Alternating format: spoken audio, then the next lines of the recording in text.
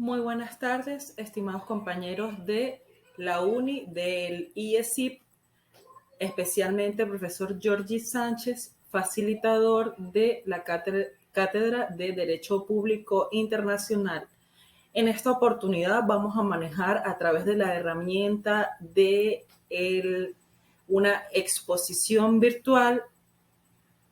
el tema de los sujetos de derecho internacional público. Un tema extenso que vamos a tratar de hacer de la manera más dinámica y más aprovechable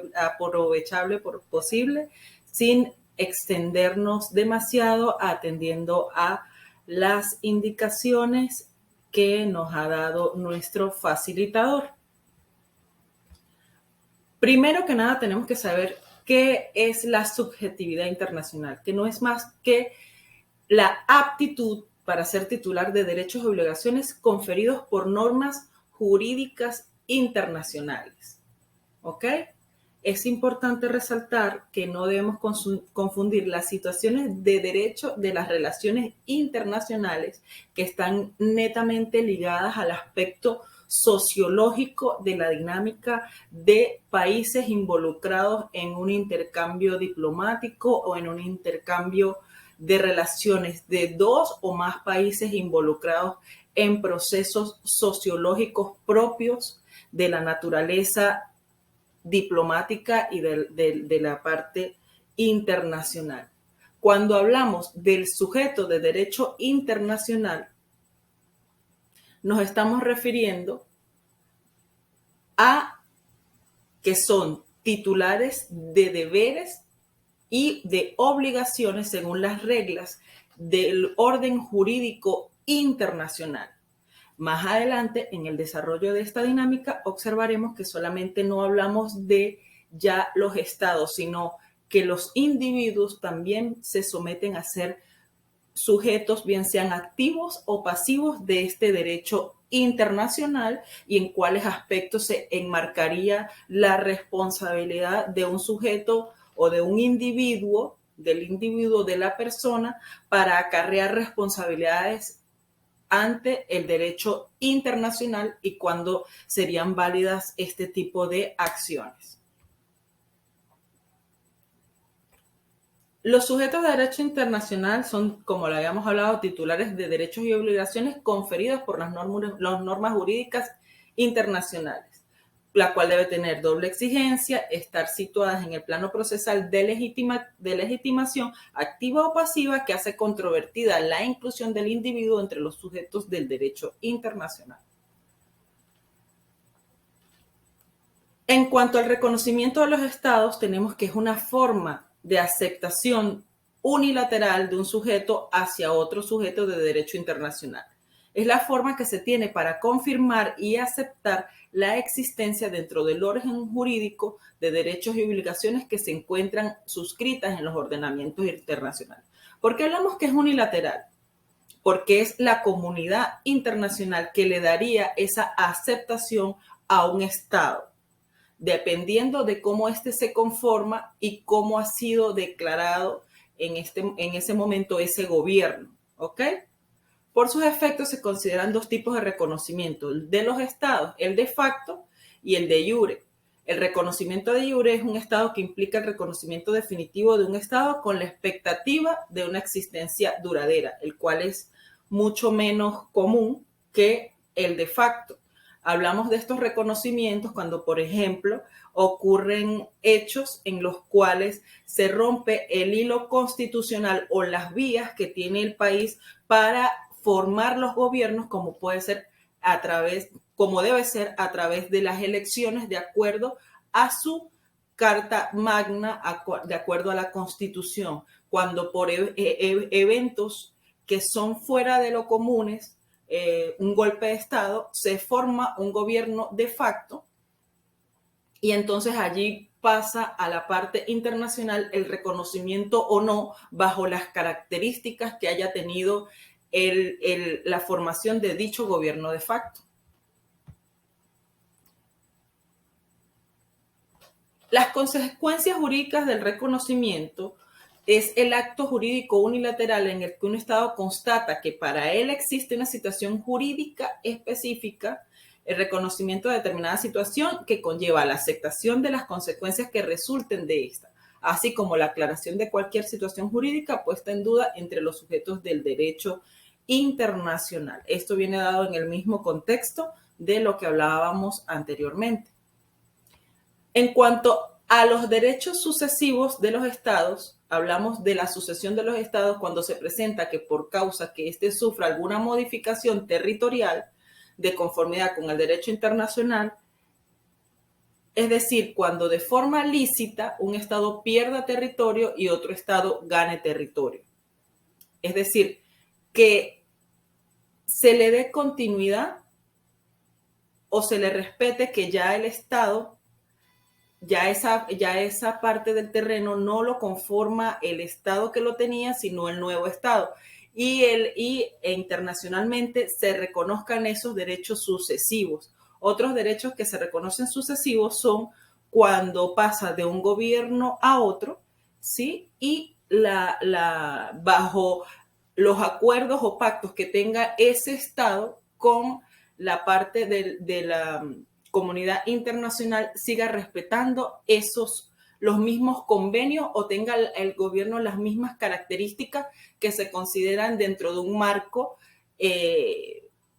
internacional aceptable. Es decir, respetan los derechos humanos, respetan la cantidad de convenios y se apegan a una cantidad de acuerdos que respetan principalmente o por la que más se manifiesta garante la comunidad internacional, como lo puede ser los derechos fundamentales del hombre, como son los derechos humanos, los derechos civiles, los derechos económicos y los derechos a la familia, lo cual también desarrollaremos en un punto más adelante, en los pactos que se han hecho, y se continúa esa línea sucesiva de respeto a ese Estado. En cuanto a la responsabilidad de los derechos de los sujetos del derecho internacional, los consideramos como todos aquellos que tienen relación de derechos y obligaciones para la comunidad internacional dentro de un orden legal, por lo que algunos autores manifiestan que indirectamente todas las personas son sujetos de derecho internacional en razón de sus derechos humanos, pero solo de una forma pasiva. Cuando hablamos de una forma pasiva, es decir, que son que tienen derechos, no que cuando hablamos de la activa, por supuesto, hablamos de los deberes. Por el simple hecho de ser humano, ya tienes esa forma pasiva de derecho internacional. En un sentido estricto, la personalidad jurídica dentro del derecho internacional es aquella que requiere una participación activa en la creación de nuevas relaciones de derechos, de donde surgen nuevos derechos y nuevas obligaciones, al menos para el mismo sujeto. Ahora lo vamos a ver no como en el Estado, sino de las personas físicas. El individuo puede ser responsable internacionalmente cuando viola normas fundamentales del derecho internacional. Son actos ilegales de violencia que pueden ser sometidos en el mar o en el espacio aéreo. Los únicos sujetos que pueden cometer estos actos son las personas físicas, por supuesto. Si tú vas a llevar un contrabando no lo va a llevar un Estado, no lo va a llevar la personería que embiste un Estado, lo lleva un individuo y es quien comete el ilícito.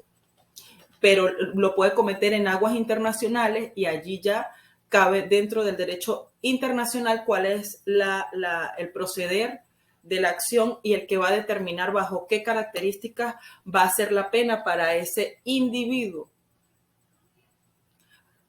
Pero los estados están autorizados por el ordenamiento internacional a detener a esos infractores de la norma y someterlos a su jurisdicción. Pero quien tipifica, reitero, es el derecho internacional. O sea, el individuo puede, de acuerdo a acciones ilegales, ser sujeto de sanciones si los cometió fuera del país. Yo puedo cometer un delito en aguas extranjeras y no me van a juzgar de acuerdo a las leyes de mi país, me van a juzgar de acuerdo a las leyes internacionales. Cuando ocurren los crímenes fuera, debe el individuo hacerse responsable, como puede ser el contrabando, como puede ser la trata de personas en aguas internacionales. Cualquier tipo de acción ya entra dentro del derecho internacional porque no se comete el delito dentro del país de origen del que está cometiendo el ilícito. Hay complementos de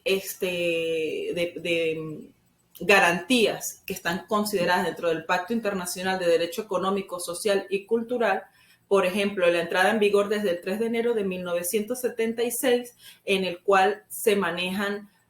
se complementa información que aparte de los derechos humanos tenemos derecho a una economía digna, a una vida social digna y cultural, donde prevalece y en sus páginas se recoge fundamentalmente el valor a la familia y la fundamentación de esta dentro de un núcleo sano que le garantice un desenvolvimiento a los niños y a los adultos de la manera más sana.